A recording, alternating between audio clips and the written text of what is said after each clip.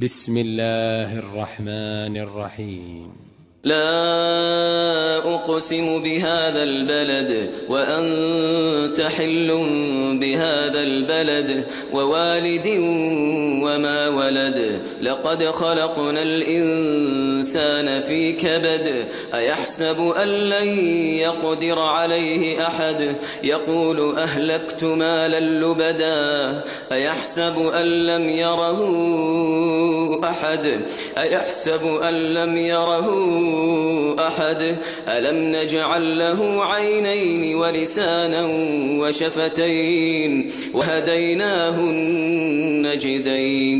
فلاقتحم العقبة وما أدراك ما العقبة فك رقبة أو إطعام في يوم ذي مسغبة يتيما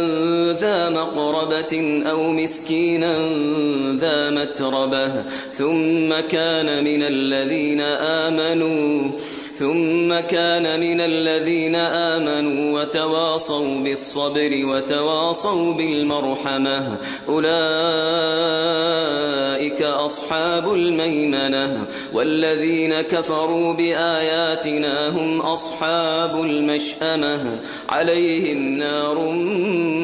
مؤصدة.